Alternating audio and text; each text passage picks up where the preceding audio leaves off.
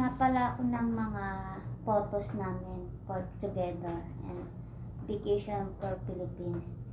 Kasi gagawa ko ng photo labs namin and conversation, mga chat or like any need for evidence for relationship for because is for requirements for the 1K visa.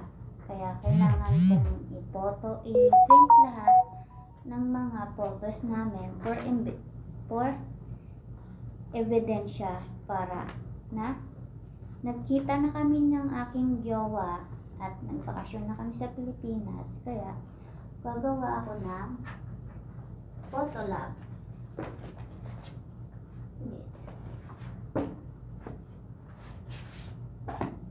Kasi need siya guys for evidence. Kaya separate gagawa ko siya dito. So guys, hindi ko pa na-print yung mga chat namin conversation kasi ayan guys, pinrint ko lahat ng aming photos kasi need siya for evidence for nagkita na ba kami or nagpunta na si aking jowa sa Pinas. Yan guys, tsaka picture namin with my family and aking my auntie and my cousin sister. So gagawa tayo niya dito guys. See, magiging busy nga pala ako after finish ng contract ko dito. So magiging busy ako para sa amin for kung kailan ako uwi ng Pinas kasi may mga papers ako na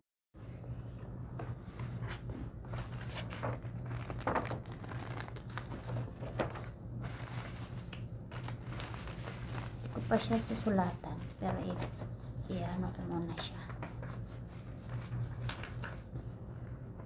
Prepare. Hindi ko siyang balik.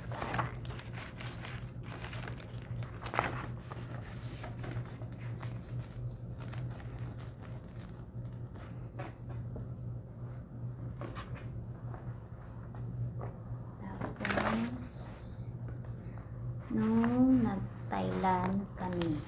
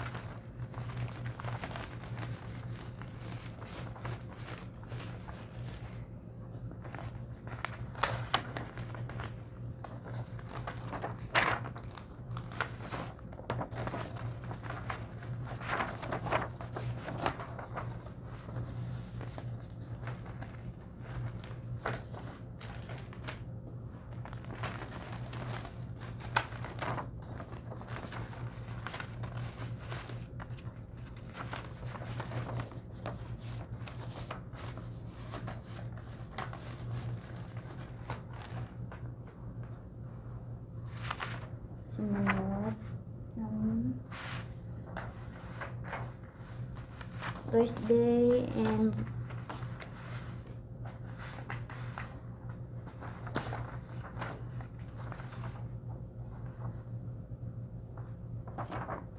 birthday namin sa Pinas.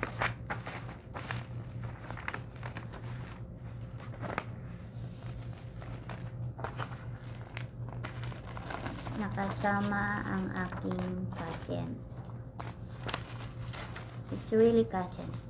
It's first cousin. Kasi sa kanila ako lumaki. Sa mami niya, sa aking tiyahin.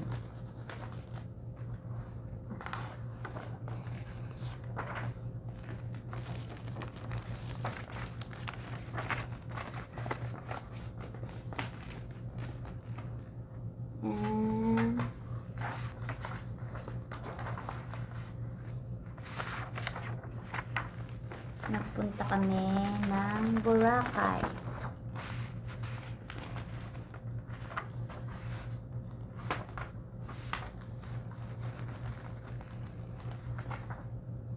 And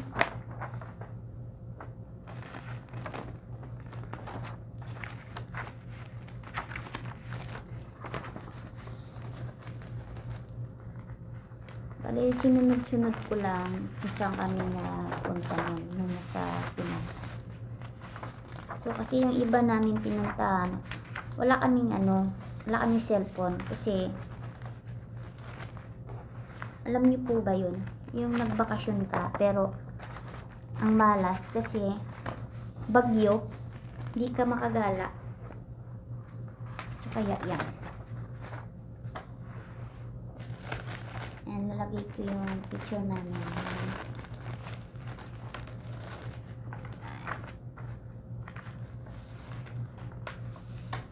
Family.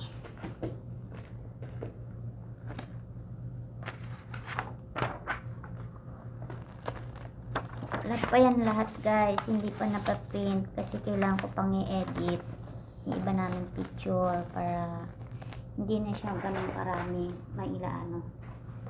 Diba? Ayan na siya guys. Ayan guys. So ko lang. Marami pa yan guys. Hindi ko pa na lahat. Kaya